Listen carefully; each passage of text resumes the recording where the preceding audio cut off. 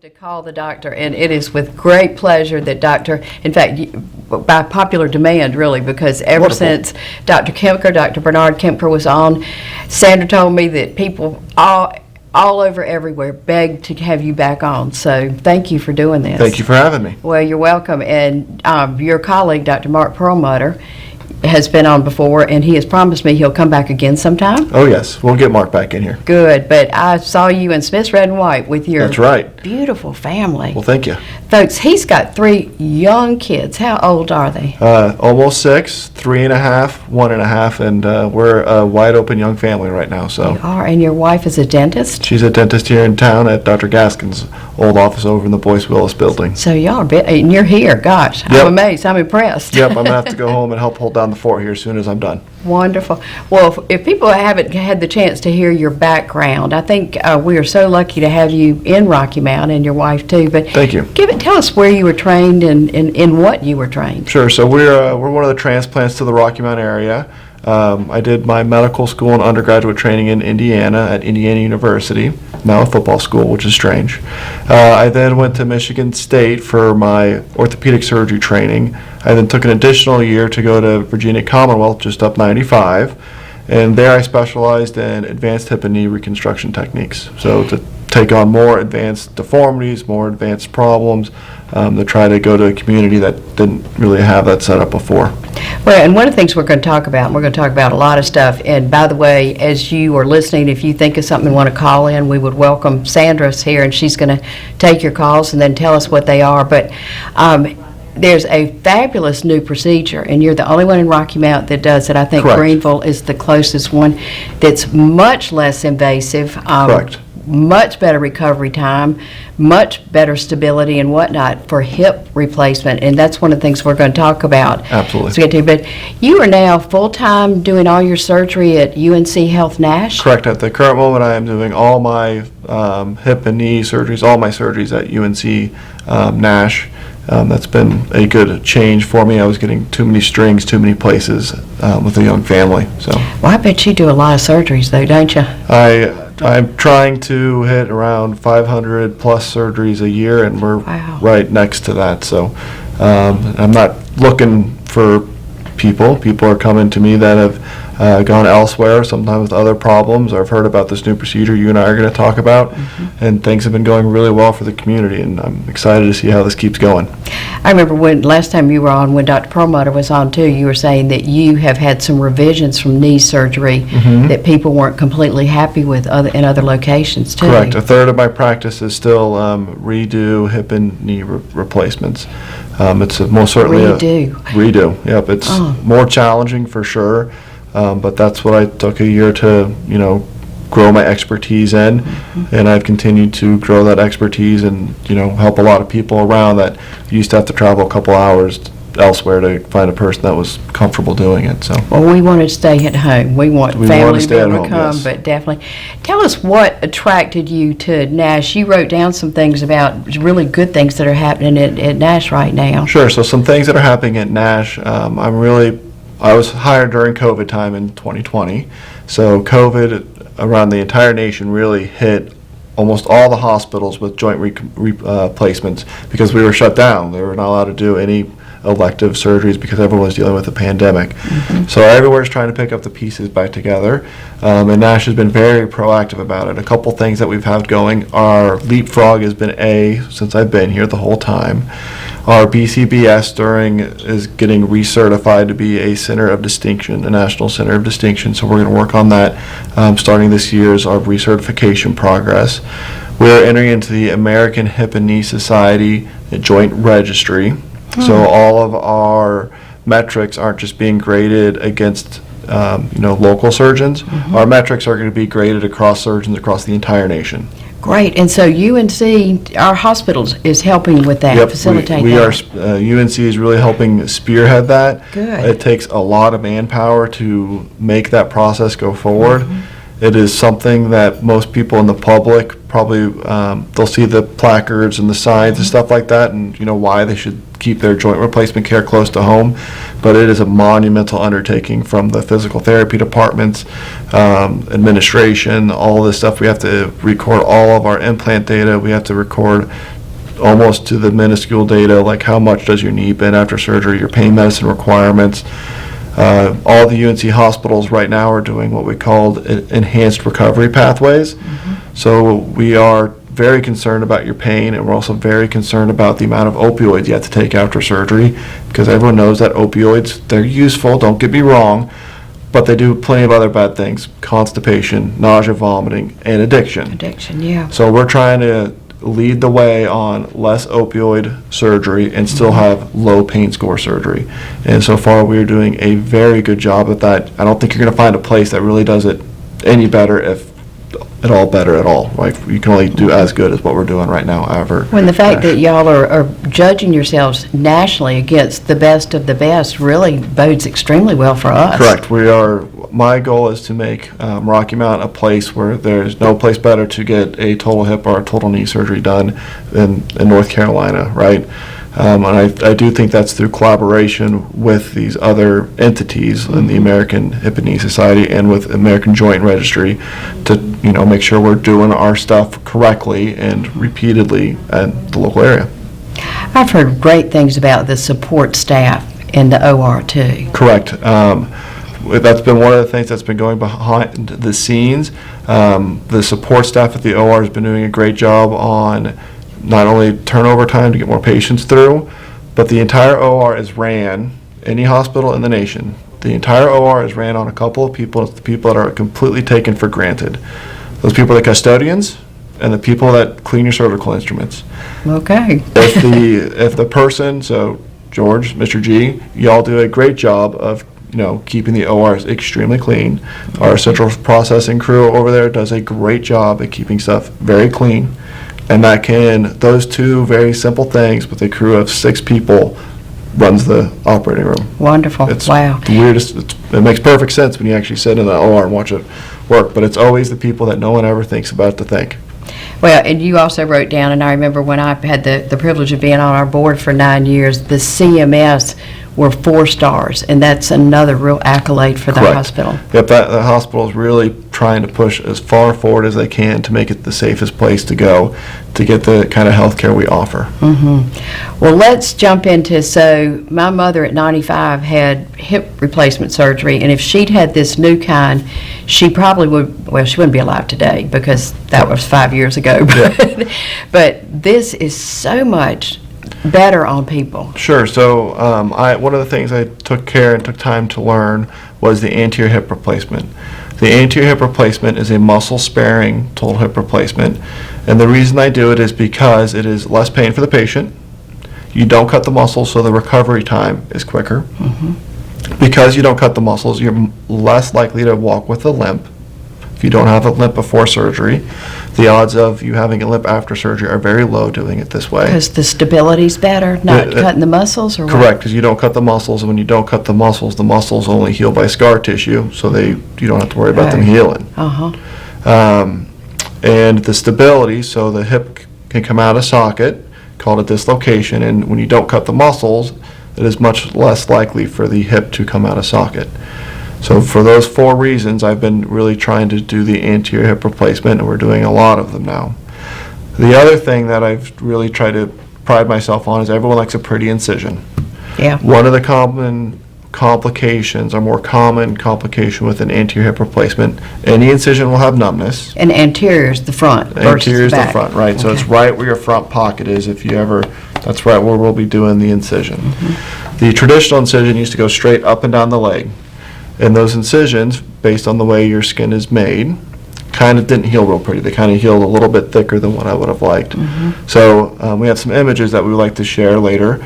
And we are now doing what's called the bikini incision. And it goes just right underneath where a simple, like a bikini line would sit. And that's where the incision goes now. I've made that change about 2 years ago now, and I've been very happy with the results. The patients have been very happy with the results. At my 1-year follow-up, sometimes you can't even see the incision. Oh, wow. And it's only, what, about 9 inches long or so? Is that? No, it's about maybe 9 centimeters long. Okay, So help it's me. I don't know me. About as long as a Texas Longhorn sign. Really? Yep. Depends on the size of your bones, because all these fancy metal things, they do have to go inside the hip. So if you have big bones and have to put big things on the inside, then it'll get a little bit larger, but I try to keep it as small as possible. So kind of using this, walk us through what you do. Sure. And I actually brought some more models here. So Okay. I'll keep this one here so you can see the general hip replacement model. Uh-huh. The hip is a ball on the inside and a socket. And what we do during a hip replacement is we go and we take off the neck of the femur, where you can see the bone has been cut away on this model. On the inside, which you can't see on this model, is we then take a titanium style cup, like such, and we actually put that on the inside of your bone. And if you want to feel that for me? Feel the outside? Yeah, it's ridge. It's rough. It's nice and rough. Uh-huh. And these implants are now designed by companies to have bone grow into it. So the outside of this cup actually becomes a part of you. Oh, okay. Yep. These little holes on top are if you need extra screws, because sometimes people have weaker bone or whatnot, and you need to hold it while the bone's giving a chance to grow in. On the inside, you can see the little ridges. On the inside, a piece of plastic pops in, and I think that fell out. Oh, here it is. And when that piece of plastic goes in, that works as the smooth, slippery cartilage that you have since lost with your arthritis. So, Now, is it always, because sometimes it's because it broke as opposed to arthritis. well, that's a little bit different thing. Well, let me get back to that in 1 second, okay? Okay. 'Cause that's a slightly different outcome. Same surgery, same parts and pieces. Okay. We then turn to the femur side, which is the thigh bone. And if you look on the inside of this fake bone, what you see is a stem. And again, here's the style of stem that we typically use. And what you can see is it's also rough. Yeah. Again, Like sandpaper. It's designed for the bone to grow into it again. Uh-huh. And again, this kind of becomes part of your body. And is that what slides down inside here? Yep, it goes straight down on the inside. I could take this Okay. apart, but it'll probably fall and I'll look like a goof on TV. Uh-huh. So I'm going to try to avoid that. So most people who have hip replacement surgery is because of arthritis? So that's what most people who have hip replacement surgery are doing, it because of arthritis. But you brought up a hip fracture. A hip fracture, there's different types, and some of them you can most certainly treat with a hip replacement.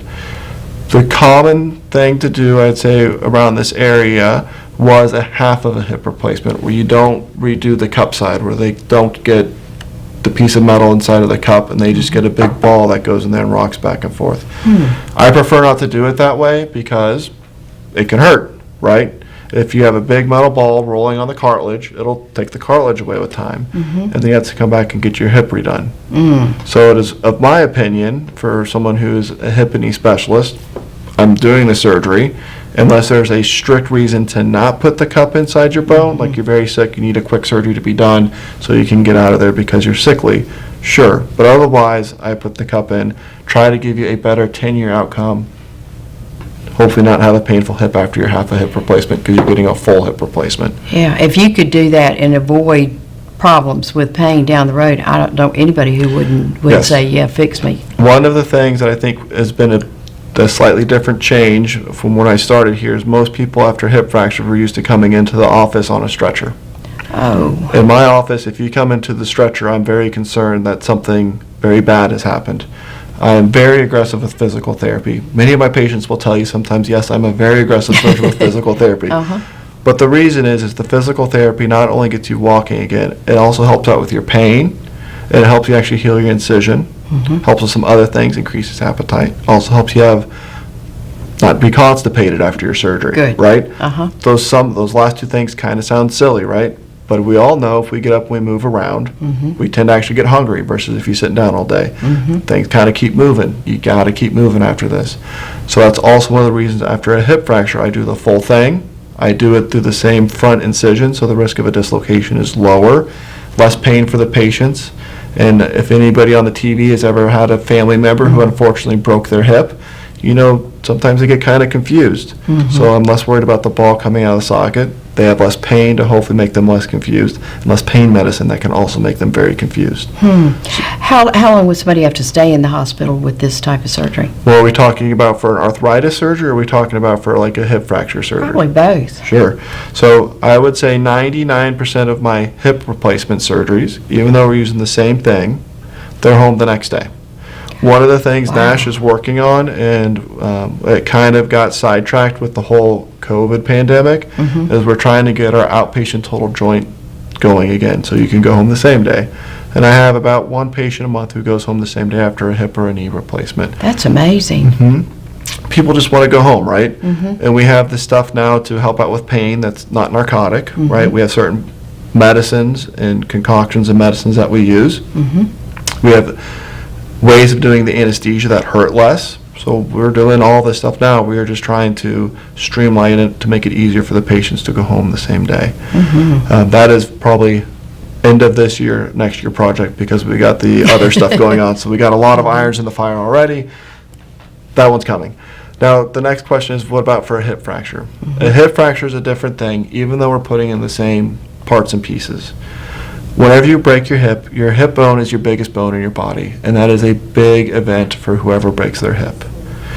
Because you break your hip, it actually hurts the ligaments and tendons around the hip. It actually hurts the muscle. So more bruising, more trauma, more sickly patient. Those patients tend to stay in the hospital for 3-5 days because we're also working with other things to try to get them up and going better. One of the things that we've got at this area is the Bryant T. Aldridge Center, and that is wonderful for patients who either broke their hip. I have a bunch of patients who go there. They do fantastic work over there. Or some of these hip redos, so if someone did a hip replacement and it didn't turn out well and we have to go redo the hip replacement, that place is fantastic for that kind of rehabilitation work. They have been highly, highly rated forever. fantastic. I mean, they really are. Let's take a quick break. Absolutely. And we'll be right back. And if you think about something you wish you'd called and asked, now would be a good time to do it. The number is 252-407-1111. We'll be right back.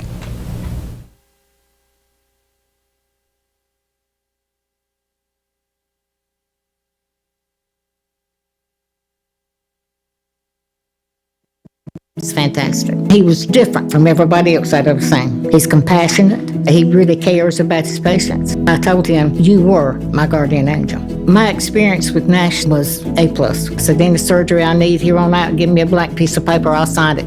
I want you to do it. Learn more at nashsurgery.com. We're in our 18th year of practice at the Hammer Chiropractic Center, and we've seen over 15,000 different people in the Rocky Mount area. 40% of headaches actually come from a neck problem. Many patients come in taking multiple aspirin, over-the-counter medications and such a day, and we can get you to stop doing that and actually fix the problem so the headaches don't rise anymore. A lot of people think chiropractic hurts. It does not. Most of the people come in and they feel great when they leave. When faced with special care needs for elderly or disabled loved ones, families want compassionate, comforting care. That's Tender Touch Home Care Services' goal, providing the level of care we would expect for our own. With over 10 years of home care excellence, Tender Touch provides an array of services that keeps your loved one at home. From personal care, light housekeeping, errands, and meal preparation, to our private duty care program, which combines all of our home care offerings in one package. Tender Touch Home Care Services, where your needs are our concern.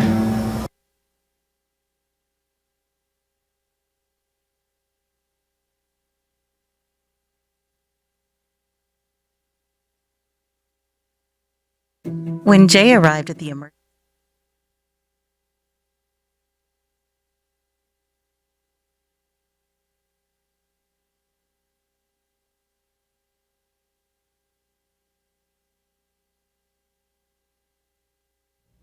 And we have Dr. Bernard Kemker with Carolina Regional Orthopedics as our guest, and he is a hip and knee specialist, and we are learning about. I tell you, when I heard your topic, anterior meaning the front of your body only, and a small, and you said what, about that big Yeah, incision? about the Texas Longhorn side. I am amazed, and I can't imagine anybody watching who wouldn't think, wow, that is really encouraging if I ever have to have that surgery, because historically, it's been a really dreaded surgery. Yep, historically it's been a really dreaded surgery. That has completely switched. The hip replacement now, with the way we're doing it, I would say most of my patients between 2 to 6 weeks, depending on what you did before surgery. So if you were not using a cane before surgery, most of my patients before at that 2-week mark are losing the cane. Wow. If you're using the cane before surgery, it might take you 6 weeks to get back to a cane just because of other issues like balance, tripping. And some people need it, and I personally love canes because I don't like it when people fall and break bones. Makes me very sad, right? Right. Versus what it used to be a 3-month process, a full week in the hospital, lots of pain medications, arduous physical therapy. The rehabilitation actually for these anterior hip replacements, or the front side of the hip, right where your front pocket is, has been so good that I've started doing these at the same time. So during the same surgery, you get both of your hip replacements done. Okay, wait a minute. I hope that registers like both sides of your Both hip. at the exact same time. Wow. I've Yep. heard of having both knees done at once, but I've never Yeah. heard of both hips. I haven't jumped on the bandwagon for the knee replacement at the same time yet because this guy still hurts. Not going to lie to you. And if there are certain people that are doing the knee replacement at the same time, that makes sense too. But that therapy, you don't have a good leg to stand on, and one at a time for that one tends to get better outcomes. However, the anterior hip, because the recovery is so quick, and because a lot of the patients around here are coming, I mean, this is an industrial area, right? We have Cummins, we have Pfizer, we have the aeronautics company, we have Bridgestone Firestone. What's the one I always forget? One of the other big factories around here. But people can't take 3 months and then another 3 months off of work, right? Yeah, right. Short-term disability is not fun. Doesn't really cover the bills. It's helpful, don't get me wrong. But you can't take a half year off. You'll lose your job. I have plenty of people who I'm doing these bilateral simultaneously, so both your hips at the same time to get you recovered, miss less work, go back to work, have less pain, hopefully less of a financial impact on you. So why would somebody need both sides done? So first of all, you have to have arthritis in both hips or a hip problem in both hips. Okay. So painful hips, both hips, and then there is a mechanical problem. You've worn out the cartilage, and there at that point the only thing that you can do is, once all the cartilage gone, is a hip replacement. You can Do athletes do that, or is it what would be a driving factor for wearing it out? Wonderful question. There's a lot of different ways to wear out the cartilage in your hip. First, most common is genetic. Really? Yep. If your grandma or your mom had arthritis, the odds of you getting arthritis is very high. If your dad had arthritis, the risk of you having arthritis is even higher. After that, there's different things that you can get whenever you're a child. Some people, I'm sure at home, maybe had a family member who, as a baby, had to wear the little harnesses. Do you remember the little harness that some babies have to wear? So if that's not caught early and corrected, that can increase the chance of you wearing out the cartilage. Another common one, it is when the ball is too deep inside of the socket, and the socket is actually squeezing the cartilage, and it wears off the cartilage quicker. And you're made that way. And right? you're made that way, yep. What about athletics? I mean, can you wear them out by wear and tear? So that is a common question that we get, and so far all we can tell you is being active, being light, having good muscle mass protects your hip. Okay. Protects all of your cartilage. All those muscles, not only are they the strong, powerful muscles, right, but they also help the ball and the socket move nicely together. They also help the knee and that kneecap swing nicely together as you're getting on and moving over. Now, if you have an injury playing sports and you scrape off or scuff off some cartilage, then you've had an injury during sport. Well, and because it's so prevalent here, obesity, and in the whole United States, people are heavier than they ever been. Does the weight, I've heard with knees, that can really wear out your knees. Can it wear out your hips too? So every 1 pound on the scale is 3 pounds to the hip joint. Oh. Yep, it's just whatever you stand up and you're walking, that's just the mechanics of what's happening. Now the question is, does the obesity cause arthritis? No. It doesn't cause it, but if you start wearing it off because you have that increased pressure, and it's just a physics equation, you will wear off the cartilage quicker. That's also one of the pros to the bikini incision, is it has less wound complications or incisional breakdown than the traditional up and down incision. That's one of the reasons why I switched over to the newer way of doing it, is because a lot of people are obese. We struggle with obesity as a nation, and Rocky Mountain, North Carolina is no exception, right? Right. And that has made wonderful changes to people in this area who have had gastric bypass, who have struggled with obesity. One of the things that we've done at Carolina Regional Orthopedics that kind of sets us apart in the area is we have partnered with a company called Prescribe Fit. We are not only concerned about your hip and your knee whenever you come see us. I spend a lot of time with my patients talking about diabetes. I talk to them about vascular concerns. We talk to them about lymphedema, and we talk to you about your weight. And it's not because we're being nasty. It's because we're actually very much trying to help you. And this Prescribe Fit program, what it is it's a personal health coach that will partner with your insurance and guide you with a weight loss journey. Great. And so far, our office has lost over 2,000 pounds since essentially the beginning of the year. Wonderful. Yeah. Well, you have physical therapy right there in Carolina Regional Orthopedics, Correct. don't you? You mentioned if they will cooperate and do it. Make another plug for why it's so important to do physical therapy. Sure. So physical therapy does many, many things.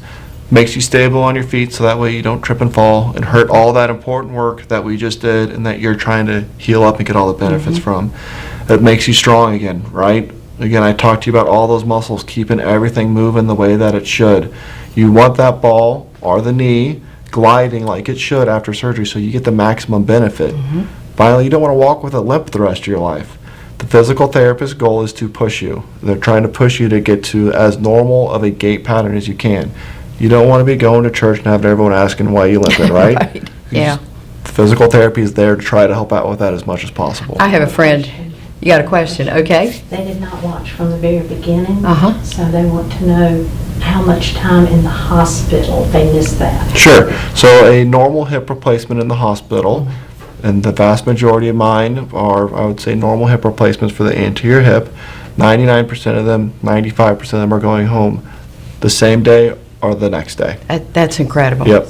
That's I would say wonderful. 95% of them spend the night overnight. What we work on you overnight at the hospital is we make sure your pain's controlled, and we're doing a very good job with that. We make sure that you're getting by with physical therapy, right? So that way when you go home, you're in a safe environment.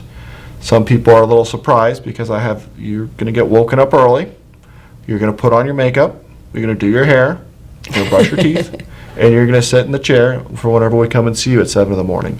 And that's us physical therapy or occupational therapy, because when you go home, what we don't want to have happen is you go home, be sitting at the kitchen sink or your bathroom sink and wondering, I got to brush my teeth. How am I going to do this? I have a walker now. My hip or my knee hurts a little bit. We want you to be safe, right? Yeah. We don't want you to fall and hurt something. We don't want you to panic, and we don't want you to have the anxiety of it. So for that reason, we get you moving early, and we get you doing the things that you need to do whenever you go home.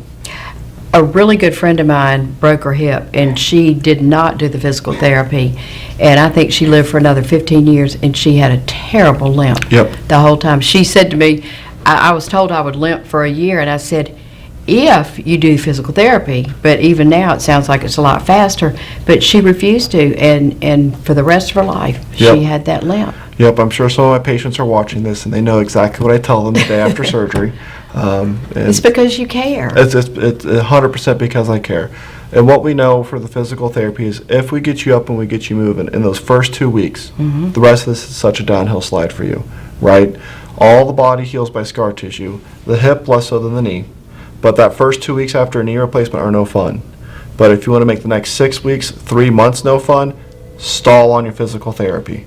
If you hit it hard those first 2 weeks, it's much easier for you. I ain't going to say it's not no pain, right? But it's so much easier for you, and your chance of having an excellent outcome is so much higher. Great. Just like you said.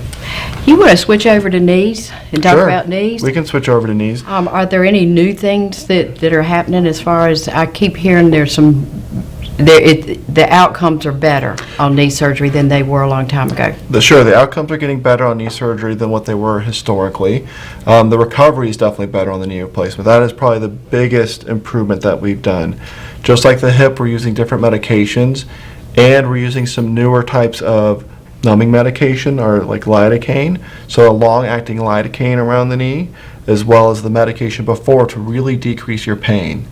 I divide pain up, and I would say most people who do this divide pain up into 5 phases: intraoperatively, immediately postoperatively, first 12, 24, then the first week, right? And we know if we keep your pain actually low during surgery and immediately after surgery, your pain's going to be less the rest of the time. So we have you taking medications before surgery. We have you do it under all these numbing medicines during surgery. And then after surgery, most people are like, I'm numb, I can't feel it, I don't hurt. And then after that, the numbing medicine wears off, we get you moving with the physical therapy. And we have a bunch of other medications going to really keep that pain low. Because a knee replacement, I mean, they're not fun now, don't get me wrong, but a knee replacement used to be a very, very tough recovery for patients. Same thing with the hip replacement. Some things that have changed with the knee replacement, there's some newer technology. Do you have a question? Wonderful, we have a question. Good. Can hip replacement help sciatica? Oh, wonderful question. Good. Thanks for calling. We love That's a great people question. calling. The question was, can hip replacement help sciatica? And the answer to that question is indirectly yes. Hip, the thing that attaches right behind this hip is that big old backbone you always hear about. And out of that backbone comes your nerve, comes right here, and it runs down the back of your leg called sciatica. The hip and the back, those things are best friends, and we talk about this in my office all the time. And what we know is if we free an arthritic hip up, your back is then free to sit in a position of comfort. And it's not just me telling this. So a surgeon up at NYU has studied this extensively, and what we know is 50% of the people that get their hip replaced will receive about 70, 80, sometimes up to 90% of pain relief in their back and their spine. So you can still have sciatica afterwards. In the immediate post-operative phase, everything kind of gets inflamed and whatnot, especially after the knee. So you can get a quick little flare of sciatica after the surgery. We do that, treat that with medications, but long-term, people actually, yes, will have a better outcome with sciatica. Now, you have to have a hip problem for that to be true. If you don't have a hip problem, then that won't work. We're more than happy to take a look at it, see if you do have a hip problem and see if this would help you. So just give Carolina Regional Orthopedics a call and we'll get you in, take a look. That's an excellent question. What? Oh, got another call, Sandra. You want to go get it? Proper alignment. You know, we were talking about physical therapy a minute ago, and I found my friend, because she limped the rest of her life, her whole body got misaligned. Correct. Because we're all healthier if we can be upright Correct. like we're made to be. Correct. So I take great strides and I take great personal pride to try to get your legs the same length during surgery within a certain extent. There is sometimes that we have to make the leg a little bit longer in surgery to keep this ball in the socket because it pulls on the muscles. Usually that's less than a fingernail length or a centimeter. If we have to do it, we'll do it. That's maybe 1 or 2 hip replacements out of the almost 200 we're doing a year. Now if we get to the hip redo side, that's a totally different conversation. We'll save that for a later date. So people need to come to you first so that they won't need a redo, Correct. right? Good. Sandra? How old is too old for the hip? How old is too old for the hip? My oldest hip replacement patient right now is 92. And she had it done when she was 90, and she had it done when she was 91. And she is tickled pink. She loves both her hip replacements. Great. We did them through the front.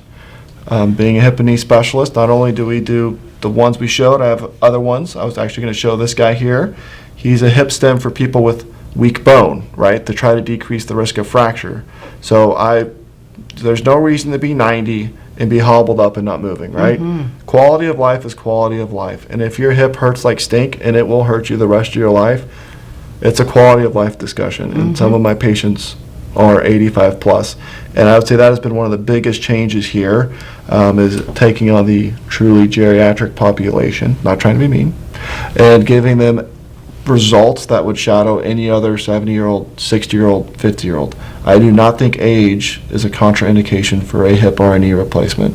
If you have severe hip arthritis or a severe problem in your hip, even if it's not arthritis, a hip replacement can give you a wonderful quality of life. That probably rings a bell for a bunch of people watching. I mean, one of the reasons we like doing this on TV, and you're so gracious to come and do this, is people can hear things that there's no other place that they know, and for them to know that right here Yeah. at Carolina Regional Orthopedics, you are state of the art with the latest and the best Yeah. processes that they can get. So my best patients are my 90-year-old patients. Love them. They're great. Good. They're great. You probably had to go someplace and really study it up on to learn this new anteriors Yep, so procedure, didn't you? I took we did the anterior a little bit during my residency. It was still pretty new during that time. I then trained at a hip and knee reconstruction center right up at Virginia Commonwealth. One of the guys up there was doing anterior hip, so I made sure I went with him a bunch, Dr. Jeremy Ross, great guy. And from there, I took it upon myself to continue to further my craft and my trade. We did a course up in Maine to do the anterior bikini style, so that pocket, right in that front pocket incision. Are we able to pull up those pictures at any point to show how those have been turning out for me? Yep, there we go. So that's a patient. You can barely see that thing. It is 9 centimeters long, so just under 5 inches. And that is, I think, hers was a year out at that point. That's minimal when you think You- of hip replacement surgery. Yeah, I mean, I that's mean- just tiny. Look at my hand. Yeah. Right, so my hand barely fits in there. That's another lady who is, I think, also a year out. No, she's 3 months out. Again, about 10 centimeters, that's about 5 inches. Wow. That's great. And that would go right along. I mean, she could wear a bathing suit and everything. Yeah, you really With can't tell. that. And then there's one more, Okay. I think, that I sent over, and that's 1 year out, and that's 6 centimeters long. Okay. Well, and I would think it would be very encouraging for people who are older, and we love our older people. This is actually a town that has older people, to know that they can have it so, and not be bedridden and not have long process, don't- but get right back up. Don't be bedridden. We can fix many, many, many things, but we cannot fix bedridden.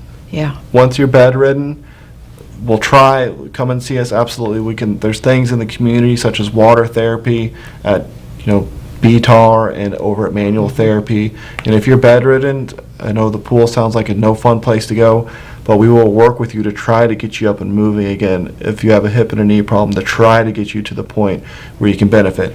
I get about 1 to 2 patients a year who get referred to me in that kind of state of, in that kind of condition, and I tell them, listen, it's actually that last incision you just showed was one of them. And I say, listen, you're gonna have an uphill battle. I gotta get you moving so you can do the therapy after surgery, otherwise your incision won't heal. You won't be able to get the full recovery. You're just gonna be stuck in bed. The chance of infection, breaking stuff is so much higher. Bed sores. Everything. I mean, horrible quality of life. So she did I get 1 a year that she did the water therapy. Then we got her up doing the regular physical therapy. We got her safe for surgery. I'm a big stickler on being as safe as you can before surgery, and she's done great. I mean, she's back at home living with her husband, and she is out and about. You can't hold her down anymore. Wow. And had she not met you and taken on that whole course of getting better, Yep. she'd be bedridden. She would be better, and more importantly, she did it for herself, right? Like, Good. I can't make you go. I can replace your hip, that's easy. But if you gotta go. But you need a cheerleader, and it sounds like you're a really good cheerleader. Yeah, well, cheerleader or, Push. coach, whatever you want to call it. Let's take one more. Do you have another Yeah. call? No. Okay, let's take a break and we'll be back again. And think of things if you've had questions, call in. It's 252-407-1111. We'll be right back.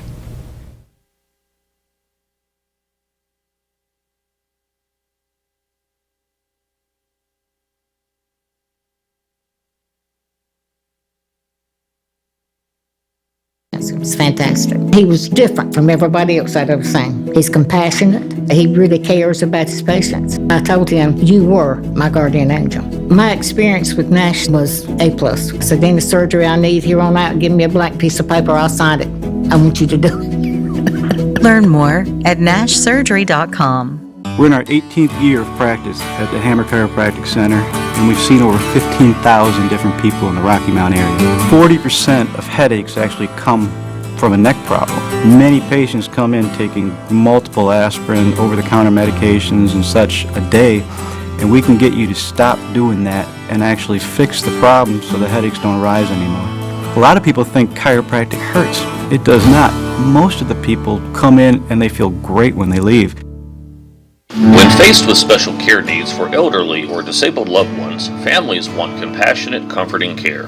That's Tender Touch Home Care Services' goal, providing the level of care we would expect for our own. With over 10 years of home care excellence, Tender Touch provides an array of services that keeps your loved one at home.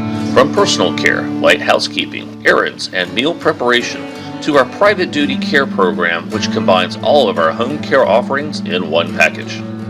Tender Touch Home Care Services, where your needs are our concern. If you want fine dining that goes beyond just eating, come to Lily Ann Steakhouse. It's an experience. Exceptional food prepared by our famous chef, meticulous service, and upscale ambiance. Certified Angus beef, choice and prime, seafood, pork, and chicken, all seasoned to perfection. Book your private function with us, birthday parties, or any special occasion, or even meetings for your company or civic group. Lily Ann Steakhouse, located at 139 Gateway Boulevard, open Monday to Thursday 4 to 10, and Friday and Saturday 4 to 11.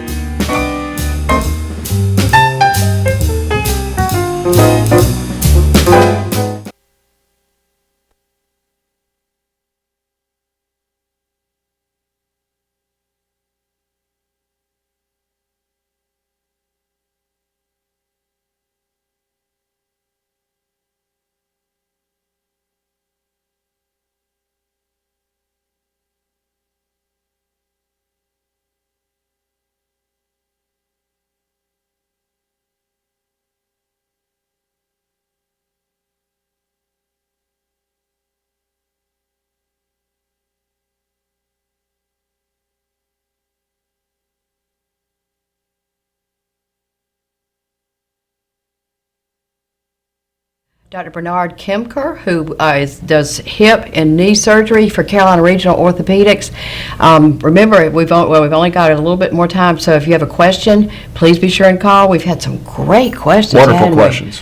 Oh, yeah, 252-407-1111.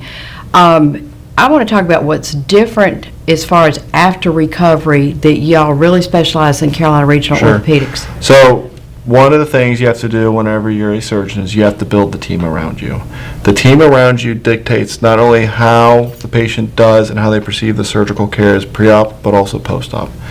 What I have done is, first of all, I was blessed. I don't know how I got the people I got. They're wonderful. They treat the patients with utmost respect, and after surgery, we have a very specific, well-thought-out protocol to come in and at your certain appointments to be seen, as does most surgeons. One of the things that sets us apart is if you call us after surgery with any kind of question, any kind of complication, and we have people at that office, whether it's me or one of my wonderful PAs, we get you in right away to be seen. We don't have you go see another doctor. We don't send you to the ER. I want to know. So even if I am, let's say I'm in the operating room and I physically can't see you on one of the days in the operating room because unfortunately I can't, I have surrounded myself with a team that's going to take the absolute best care of you as possible. And that team will make sure that they have a plan directed by me for you before you leave that office, right? They will then make sure that I see you if there's any questions, any concerns about how the way surgery is going. At your next visit, we'll move the visit up, we'll get you seen, we'll get you taken care of. We are extremely good at that. All of our patients, I mean, not all, most of our patients know that we take extra time to make sure that their problems are heard after surgery if one would unfortunately arise, and that we answer their concerns as quickly as possible. I don't think you can do it any better. I've worked at different places with different answering machines. Unfortunately, things will always fall through the cracks, right? But we are continuing to improve that process. We're continuing to surround our people with staff that will take everything, any questions, concerns you have after surgery very seriously, and we will get you seen. That's hugely important, that attention to questions, because when people have their bodies cut in, I mean, they can't foresee what's going to happen, or they might panic, or they might be afraid or whatnot. Correct. But to know that you will be there and they will be treated with respect and kindness Correct. makes a huge difference. And we get questions all the time, right? And most of the questions are fairly common, right? So please, if you have a question, call, because we get questions all the time. And it's as simple as my leg is swollen after surgery. Do I need to go to the ER? It's like, no, don't go to the ER if you're not short of breath or anything like that. Come in, we're going to take a look at you. Swelling is typically normal. Okay, if you're just fine with us telling you that's normal, that's fine. If it gets any worse, give us a call right back and we'll get you right back in here. Oh, my bandage has a little bit of stuff on it, or my bandage is falling off. We get you right in, we take a look at it. We don't want anybody else getting involved with any of your post-operative care. Because honestly, on my side, it gets confusing, right? My PAs, many people have met them, Morgan, Vince, Ventria, are wonderful. They're highly trained and highly skilled. And they've been with you for a while, too. They've been with me for a while. Ventria and Morgan have been here since I've started. Morgan has been working with me, and she's deeply involved in these hospital processes that we just talked about to keep them running, and so she's become a critical player in the hospital, preoperative and postoperative care as well. She's almost a hip and knee specialist in her own right in the physician's assistant side. Another question? Yes. Okay. They don't do well under general surgery. They need hip replacement. They know that, but they don't do well. General anesthesia. I mean, anesthesia, I'm sorry. Perfect. That is a wonderful question. Good question. The question is I'm looking or potentially thinking about a hip replacement, but I can't have general surgery. General anesthesia. General anesthesia. My apologies. That was Sandra's fault. Under general Okay. anesthesia. I prefer to not do my surgeries under general anesthesia for a couple of reasons. One, I try to do it under spinal, and when you do the surgery under spinal, you don't hurt anymore, right? You're numb from the belly button down. So you wake up out of surgery, you're like, I'm numb, I don't hurt. That's wonderful, right? Two, it decreases nausea, vomiting after surgery. Nobody likes nausea, vomiting. Nobody. Next, decreases your blood loss during surgery, and it decreases the amount of blood clots you get after surgery. And we unfortunately read the newspaper after any of these hip and knee replacements about people who have those nasty blood clots, right? Right. We're doing everything we can in our power, which is also a good thing for physical therapy. Physical therapy increases the risk of blood clots. So I prefer to never do these hip or knee replacements underneath general anesthesia. I almost always prefer to do it under what's called the spinal anesthesia because it's safer for the patient. I've had patients who've come to me for redo surgery that is a long, we're talking sometimes up to 6 hours type of surgery, and we try to do that under spinal versus general because again, the outcomes are so much better, the safety so much better, your pain so much better if we do it under a spinal. The anesthesia team over at Nash Hospital is fantastic at the way we're doing the neuroaxial anesthesia, which is the fancy word for not general, but the spinal anesthesia. So 100%, if you want me to take a look at your hip, not do general, come on in, we'll get that going Well, for and you. I've also heard as people get older, I know my mom said she was in assisted living, and she said some of the people would have general anesthesia, and it affected It does. their mental prowess. It's just, I mean, if you think about it, the general anesthesia, which is the traditional way of doing anesthesia, is a tube in your throat, and we have to give you so much medicine that you don't remember what's going on, right? Yeah. That's a lot of medicine. Versus a spinal is a couple mLs of a numbing medicine, put it in a certain area, it's way less medicine for you. How do you numb people, or what's the process of anesthesia for knee surgery? It's the same, so I still try to do it under the spinal. The difference is after these two, they both get a numbing medicine that lasts 24-ish hours. It's supposed to last 24 to 48 by the way it was designed. Most people get 12 to 48 hours. During the hip surgery, I put that stuff in all the muscles that we didn't cut. We fill it up with all that numbing medicine to try to help you out with after surgery. After the knee replacement, we put medicine around the knee, but then they also put in that medicine on a different nerve that goes over the front of the knee to again help out with the pain. So we're attacking pain from every angle that we possibly can because again, you have to do your therapy after this to get a good recovery, right? And we know if you hurt, you're not going to do your therapy. During the break, you mentioned another benefit of a smaller incision. Sure. So one of the things in this area, obesity is pretty common in most of the United States. The traditional up and down incision for the anterior hip traditionally has higher wound complications for the obese patient. And I was experiencing that in my practice for sure. So whenever you switch the incision to a curve, just like the way your area around your bikini naturally curves, you decrease the risk of wound complications and infection for even the obese patients. So I don't want anybody listening to think that the bikini incision is just for people who want to go out and look pretty on the beach. It'll 100% do that for you, but it was the reason I originally switched was to help a patient population that actually needed a lower risk hip replacement. And a faster recovery. And a faster recovery, you got it. Everything that I'm trying to do here in Rocky Mount is to give safe, reproducible surgery and outcomes for local patients.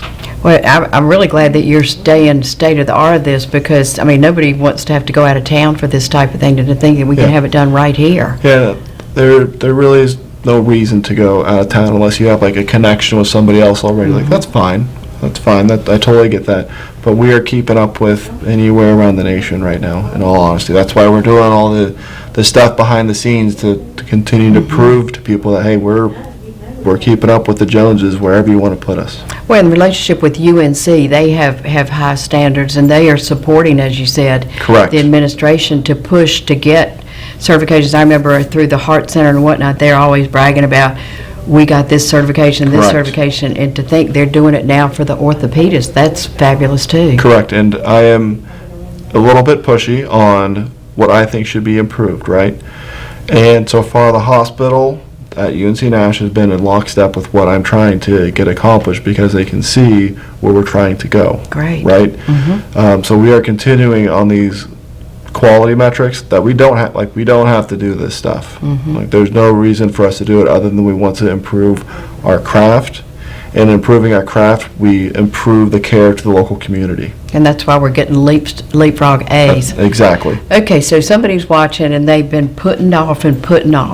My hip hurts or my knee hurts or whatever, and I don't want to do it. But now they're thinking, well, maybe I could have better quality of life. Sure. How hard is it to get an appointment with you at Carolina Regional? So it's not hard to get an appointment with me at Carolina Regional. Call. One of my schedulers will then call you back and schedule an appointment. Most of the first-time appointments, just to be honest with you, will go through one of my well-trained, vastly liked physician's assistants.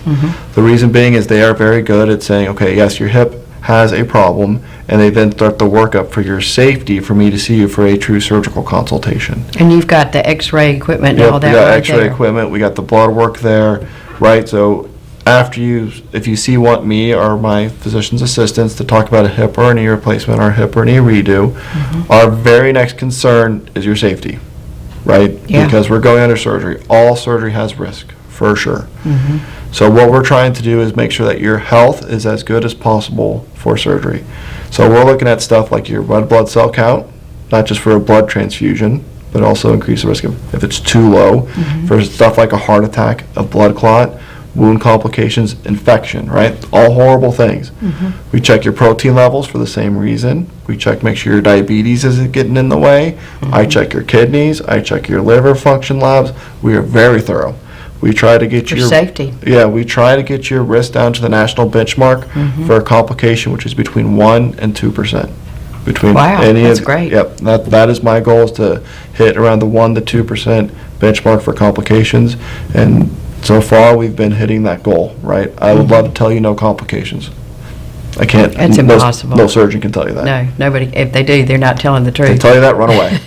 Yeah, It's on the screen for them to call him. okay. Oh, yep, and that's my number down below at 252-443-0400. Just give us a call. We're more than happy to take a look And I at have to it. tell you, I called because I needed a steroid shot in my toe, and Dr. Perlmutter's PA gave it to me, and he did a great job, by the Yep. way. But anyway,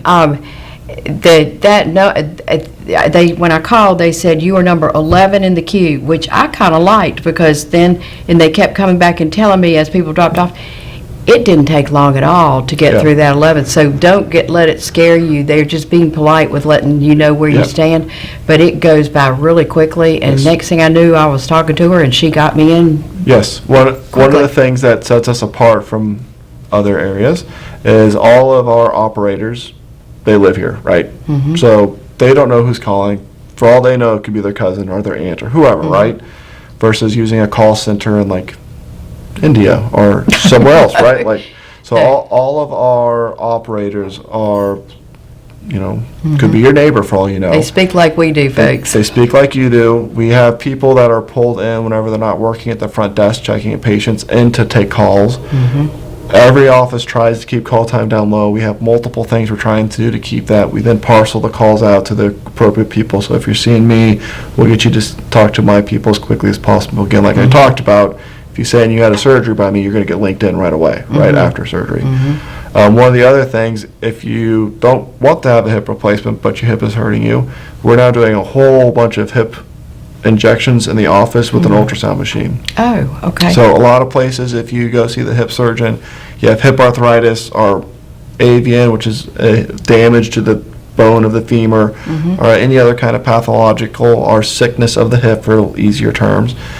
Sometimes a steroid shot can give you significant pain relief. It's not long lasting, as in it's not permanent, but we have people who get several months of pain relief with a quick, easy procedure in the office. And I'll be honest, so far these cortisone shots with the ultrasound into the hip have actually been less painful for my patients than the cortisone shots in the knee. How about that? But I've seen a sign out front that reads urgent care.